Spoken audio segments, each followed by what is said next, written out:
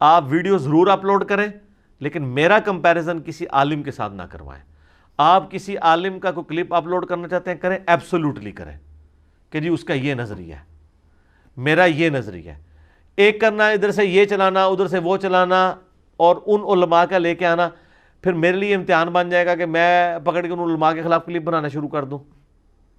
اب کئی لوگوں نے جی وہ زبیر زئی صاحب یہ کہتے تھے, انجینئر صاحب یہ کہتے ہیں جی, وہ جی گامدی صاحب یہ کہتے ہیں جی, انجینئر صاحب تو اس کے مقابلے پہ یہ کہتے ہیں جی, وہ جی مولانا ساق صاحب کا تو یہ نظریہ تھا, انجینئر صاحب کا یہ ہے. سر میرا جو نظریہ ہے وہ عقائد و نظریات کے ساتھ میں نے دلائل کی روشنی میں سامنے رکھ دیا ہے. اگر آپ کو پسند ہے آپ لے لیں, نہیں پسند نہ لیں, لیکن بال کی کھال نہ اتاریں. پچھلے دنوں آپ نے دیکھا ہے قادیانیوں کے حوالے سے کتنا ہنگامہ لوگوں نے کھڑا کیا ہوا تھا میرے حوالے سے کہ جی یہ قادیانیوں کے لیے نرم گوشہ رکھتا ہے. میں غامدی صاحب والی بات کروں گا کہ میں دنیا پہ بسنے والے ہر اس شخص کے لیے نرم گوشہ رکھتا ہوں جسے موت نہیں آئی. میرے پیغمبر نے مجھے یہی سکھایا کہ مرنے سے پہلے پہلے, ترمذی کی حدیث ہے, موت کے غرغرے سے پہلے پہلے توبہ قبول ہے. تو میں تو دائی ہوں, میں ہر اس شخص کے ساتھ نرم گوشہ رکھوں گا کہ جس کے اندر تھوڑی سی دین کی تڑپ موجود ہے.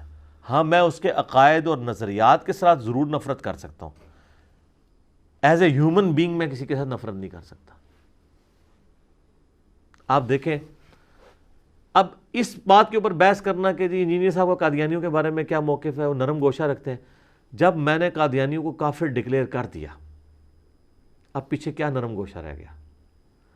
آپ کہتے ہیں جی آپ اس کو کافر کہہ رہے ہیں تو آپ کہتے ہیں وہ 6 اور 7ویں گھاٹی کے درمیان ہوگا, جبکہ میرے نزدیک وہ 7ویں گھاٹی میں ہوگا.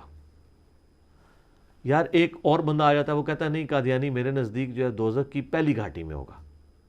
اینڈ رزلٹ تو سیم ہے, سارے دوزخ ہی مان رہے ہیں. یہ جزیات ہے نا, یہ وہی ہے جی صحابہ کہف کے کتے کا رنگ جو ہے کالا تھا یا سرخ تھا, لڑتے رہو تو آ کے منگول تو چک کے پرے سٹن گے. بغداد کی سلطنت انہوں نے اٹھائی ہے تو اس وقت مولوی یہی بحثیں کر رہے تھے نا کہ صحابہ کہف کے کتے کا رنگ کیا تھا. منگولا نے کہا تو ہم دسنے کہڑا رنگ سی, تہاڈا بھی رنگ 'چ ਭੰਗ ਪਾਉਂਦੇ ਆ, ਤੁਹਾਡੀ ਕਿਤਾਬਾਂ ਨੂੰ ਪਹਿਲੇ ਦਜਲੇ 'ਚ ਸੁੱਟ ਕੇ ਦਜਲਾ ਨੂੰ ਕਾਲਾ ਕਰਾਂਗੇ, ਫਿਰ ਤੁਹਾਡੇ ਖੂਨ ਨਾਲ ਦਜਲਾ ਨੂੰ ਰੈੱਡ ਕਰਾਂਗੇ. ਹੁਣ ਤੁਹਾਨੂੰ ਪਤਾ ਲੱਗ ਜਾਏ ਵੀ ਕਾਲਾ ਵੀ ਰੰਗ ਕੀਤਾ ਜੇ ਤੇ ਰੈੱਡ ਵੀ ਕਰ ਦਿੱਤਾ ਜੇ, ਸਾਹਮੋ. یہی کچھ ہوا ہے نا. اس طرح کے جب ایشوز آ رہے ہوتے ہیں نا, میرے اوپر کلپ کو بناتے ہیں نا, مہربانی کیا کریں میرے اوپر, مجھے آزمائش میں نہ ڈالیں. یہ قادیانیوں کے حوالے سے بھی کچھ لوگوں نے بڑا فتنہ کھڑا کیا اور وہ ایکسپیکٹ کر رہے تھے میں اس کے اوپر بولوں گا. مجھے ضرورت نہیں میرے بھائی, میں نے اپنا موقف دے دیا.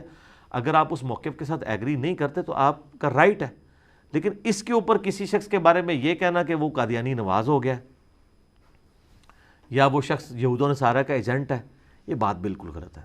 جب میں ان کو کافر سمجھتا ہوں بات ختم ہوگی. اب باقی چیزیں ثانوی ہو گئی ہیں. آپ سمجھتے ہیں نہیں وہ یہ ہیں, وہ ہم ان کو مرتد سمجھتے ہیں یا زندیق سمجھتے ہیں, تو میرے بھائی آپ کی زندگیاں حرام ہونی چاہیے. جائیں فیض آباد میں جا کے دھرنا دیں اور آئین پاکستان میں چینج کروا کے ان کو زندیق یا مرتد ڈکلیئر کریں, اور اس کے بعد جو مرتد کا حکم ہے ان کے اوپر لگائیں. جب ہم یہ بات کرتے ہیں وہ کہتے ہیں نہیں حکومت کا کام ہے, حکومت تو نہیں کر رہی, تو آپ کیا کر رہے ہیں؟ یہ آپ کے لاکھوں علماء اور ہزاروں مدارس اور ان کے ملینز آف سٹوڈنٹ, یہ ہم نے جو ہے وہ مطلب اس لیے پالے ہوئے کہ ہم ان کو روٹیاں کھلائیں گے کہ یہ مرتدین اور زندیقوں کو مارتے نہیں ہیں. تو ہم تو ان کو مرتد اور زندیق نہیں سمجھ رہے نا, اس لیے ہم پریکٹیکلی ان کے اوپر ایگزیکیوشن بھی نہیں کر رہے ہیں, ہم ان کو کافر سمجھ رہے ہیں اور دعوت حق ان کے سامنے رکھ رہے ہیں. آپ اگر یہ سمجھتے ہیں تو آئیں, دنیا اہل حق سے خالی ہو چکی ہے, کوئی ایک بندہ بھی نہیں جو سامنے آ کے اس سسٹم کو چیلنج کرے. اور کیسے کریں؟ ان کے بڑے بزرگوں نے تو ان کو غیر مسلم اقلیت مانا ہوا ہے آئین پاکستان کے اندر, انہوں نے تو نہیں اس وقت مرتد اور زندیق ان کو ڈکلیئر کروایا. اور پھر دیکھیں جناب وہ کئی دکانوں کے بعد لکھا ہوتا ہے کہ جی یہاں قادیانیوں کے ساتھ لین دین منع ہے. اس کے نیچے ایک اور جملہ بھی لکھا کریں کہ یہاں قادیانیوں سے لین دین منع ہے, البتہ چشتی رسول اللہ اور اشرف علی رسول اللہ والے بزرگوں کو ماننے والے, اس چیزوں پہ مناظرے کرنے والے اور ان کا جھوٹا دفاع کرنے والوں کے ساتھ لین دین کی اجازت ہے. یہ پورا جملہ لکھیں نا.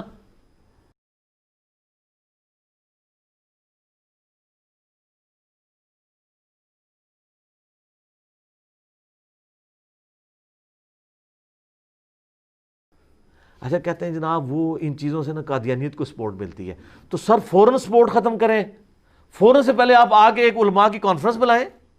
ٹھیک ہے, مجھے یہاں پہ ہماری اکیڈمی میں اگلے دن طاہر اشرفی صاحب کا فون آیا کہ جی وہ پہلے یہ لوگ تو ہمیں کسی کھاتے میں نہیں مانتے تھے، نہ اس کا کوئی مدرسہ، نہ اس کے کوئی اسٹوڈنٹ، نہ اس کی کوئی مسجد، اس کی کیا اوقات ہے.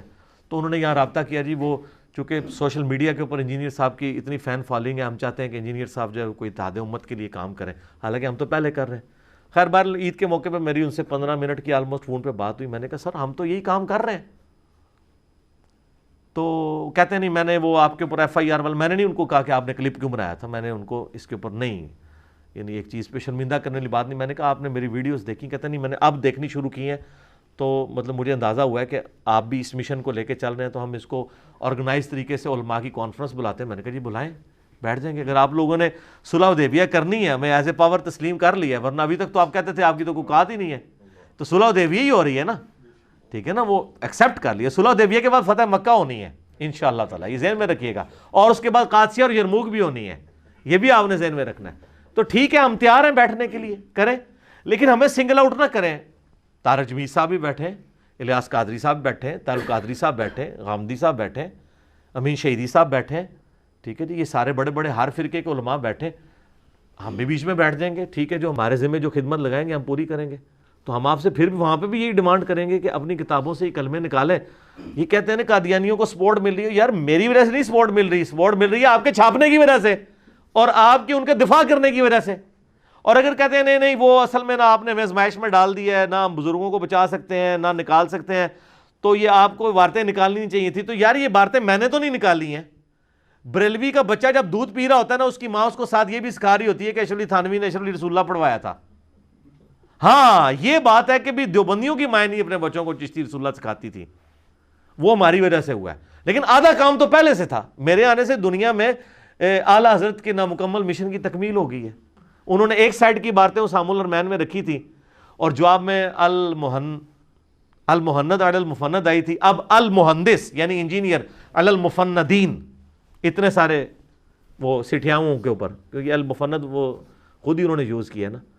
تو میں نے مطلب کوئی اس میں نہیں، وہ کہتے ہیں جناب آ کے جی سپورٹ کر دیا، اور سپورٹ وہ یہ کہہ رہے ہوتے ہیں سپورٹ فوراً کھینچ لیں آپ سارے علماء اکٹھے ہوں. جس طرح آپ لوگ رمضان نشریات میں افطاریاں کرنے کے لیے اور الیکشنوں کے اندر سیٹیں جیتنے کے لیے اکٹھے ہوتے ہیں، فوراً میٹنگ کال کریں، مجھے بھی بلا لیں اور کہ ہاں جی انجینئر صاحب بیٹھو، اور یہ ہم مشترکہ اعلامیہ جاری کر رہے ہیں کہ چشتی رسول اللہ چھاپنے والے، اس کا سپورٹ کرنے والے، اس کے لکھنے والے، اس کا دفاع کرنے والے سب کے سب گستاخ ہیں اور یہ بدترین لوگ ہیں، ہم ان سے اعلان برات کرتے ہیں. تو میں اس کلپ کو ریکارڈ کروں گا، چشتی رسول اللہ کلپ ڈیلیٹ کر دوں گا، اپنے والا آپ والا چڑھا دوں گا. کتنا آسان ہے. اشرف علی رسول اللہ کے اوپر بھی یہی کریں جو بریلوی 100 سال سے کروڑوں بریلوی چیخ رہے ہیں کہ یہ گستاخانہ ہے. الامداد رسالہ، مزے کی بات ہے یہ رسالہ چھاپ بھی بریلوی رہے ہیں، آپ کو پتہ ہے، اس لیے کہ یہ کتاب نہیں تھی، یہ ماہانہ میگزین تھا. ماہانہ میگزین تو ایک ہی دفعہ وہ 1326 ہجری کے اندر چھپ گیا، بار بار تو نہیں چھپتا نا، وہ تو ماہانہ نکلتا ہے نا. اگر آپ کہیں کہ جی 8 سے 100 سال پہلے کوئی اخبار چھپی تھی تو وہ اخبار روزانہ تو نہیں 100 سال تک چھپتی رہے گی. وہ ایک بار رسالہ چھپا ختم ہو گیا، تو وہ ختم ہوتا تھا تو بریلویت وہ انہوں نے کیا کیا، انہوں نے وہ رسالہ چھاپنا شروع کر دی. ابھی بھی آپ کو جتنے ورژن ملیں گے بریلوی چھاپ رہے ہیں، ورنہ وہ تو منتھلی تھا، یہ کتاب نہیں تھی اشرف علی تھانوی کی. جس طرح حفظ الایمان کے اندر اس نے گستاخانہ عبارتیں لکھی ہیں تو وہ عبارت ہے نا، یہ ایک رسالہ تھا، وہ ایک ہی اس مہینے میں سفر کے مہینے میں چھپا ختم ہو گیا. انہیں کہ نہیں ایسی دوبارہ چھاپاں گے. تو مجھے بتائیں یہ بار بار جو چھاپ رہے ہیں گستاخانہ چیزوں کو، تو یہ کیا کہیں گے نہیں جی وہ نقل کفر نہ باشد، ہم اس لیے نہیں چھاپ رہے کہ ہم گستاخی کر رہے ہیں، ہم یہ بتانا چاہ رہے ہیں انہوں نے گستاخی کی ہے. تو سر جب ہم قرآن سے آپ کو بتاتے ہیں کہ یہود و نصارہ نبی علیہ السلام کو جادوگر کہتے تھے نعوذ باللہ، مجنون کہتے تھے نعوذ باللہ، کہتے تھے اس کے اوپر آسیب کا سایہ ہے، کہتے تھے یہ اگلے لوگوں کی سٹوریاں پڑھتا ہے، ایک اجمی غلام ہے جو اس کو یہ پڑھاتا ہے صبح و شام، یہ سب گستاخانہ باتیں جو کافر کرتے تھے نبی علیہ السلام کے بارے میں، جب میں اس کو ریپیٹ کرتا ہوں یہ میرا کلپ بنا دیتے ہیں، کہتے ہیں نبی علیہ السلام کو کیا کہہ رہا ہے. اور اپنے بارے میں ان کا ایٹیچیوڈ کیا ہوتا ہے کہ یہ الامداد رسالہ بریلوی چھاپ رہے ہیں. تو ان کو کہیں جس میں گستاخانہ یہ بات لکھی آپ چھاپ رہے کیوں ہیں؟ وہ کہتے ہیں ہم اس لیے نہیں چھاپ رہے کہ ہم اسے آن کرتے ہیں، اس لیے تاکہ پبلک کو بتائیں گے یہ گستاخ ہیں. تو سر چشتی رسول اللہ پھر کیوں چھاپ رہے ہیں ہشت بہشت؟ وہ تو آپ عقیدہ پیش کر رہے ہیں نا، اس لیے تو نہیں چھاپ رہے کہ آپ چھاپ کے کہیں گے یہ غلط ہے، وہ تو نہیں آپ کہہ رہے.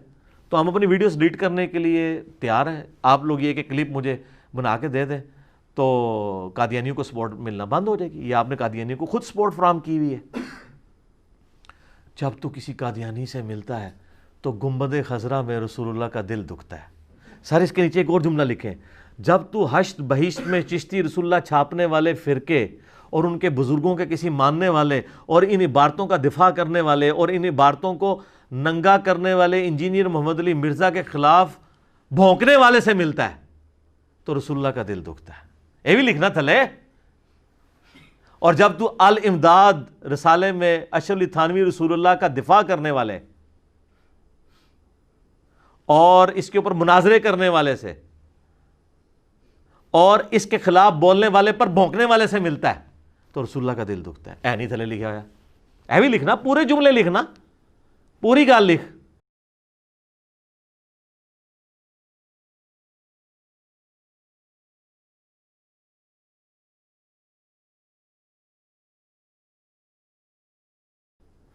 تو اچھا بڑا آسان تھا یار, آپ لوگ یہ 2 جملوں سے ہی دستبردار ہونا تھا نا, ہو جاتے. کہتے ہیں نہیں ادھر نہ آئے. سر ادھر کیوں نہ آئے, اسی کی وجہ سے تو وہ ادھر ہیں. آپ اگر ادھر سے ہٹے ہوتے ان کو ہٹانا ہمارا کام تھا. اور اللہ کے فضل سے ہماری اس پلیٹ فارم کی دعوت سے کئی قادیانیوں نے اسلام قبول کیا, اور وہ صرف اس وجہ سے کیا چونکہ میں نے چندے نہیں اکٹھے کرنے ہوتے کہ ایک قادیانی کو مسلمان کر کے پہلے بریلویوں کے پاس وہ جاتا ہے, وہاں مسلمان ہوتا ہے, پھر وہی کچھ عرصے بعد دیوبندیوں کے پاس جا کے مسلمان ہو رہا ہوتا ہے تاکہ ادھر کا چندہ ادھر سے ڈیوائیڈ کرے, ادھر کا ادھر سے سارا ہوتا ہے. یہ کام ہم نے کرنا نہیں ہوتا, ورنہ میں لا کے یہاں ویڈیو بنانی شروع کر دوں. ان کو یہی چیز اٹریکٹ کی ہے کہ جو ہمیں جھوٹے سہارے تصوف کی عبارتوں کے اوپر دیے ہوئے تھے, کوئی بندہ تو آیا جس نے صوفیاء کو بھی اور غلام احمد قادیانی دجال کو بھی دونوں کے غلط نظریات کو غلط کہا ہے.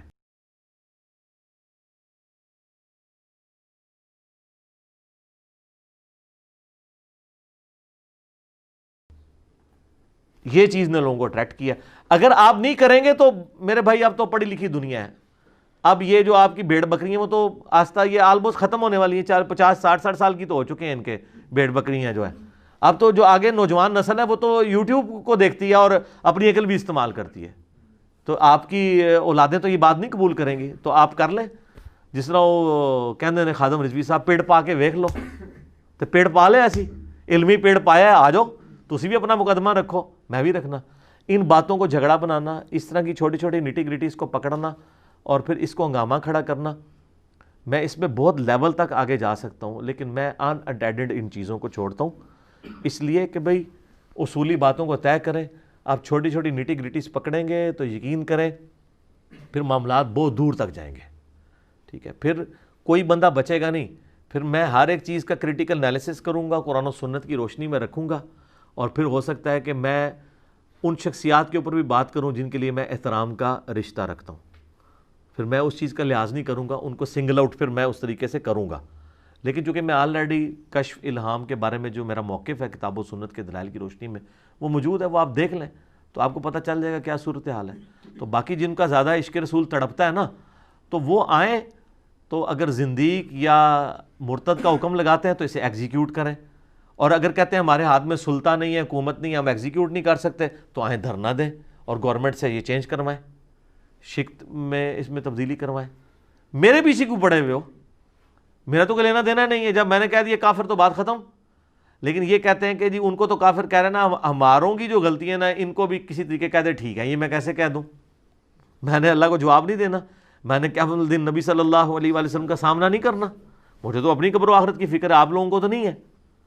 تو آپ لوگوں کو تو لگ پتہ جائے گا نا آگے جا کے اس طرح کی 2 نمبری کا. ویسے تو ادھر ہی جتنی ذلت اور خواری ان کو کاٹنی پڑ رہی ہے وہ آپ دیکھ رہے ہیں کہ سارے ایک ہوئے میں.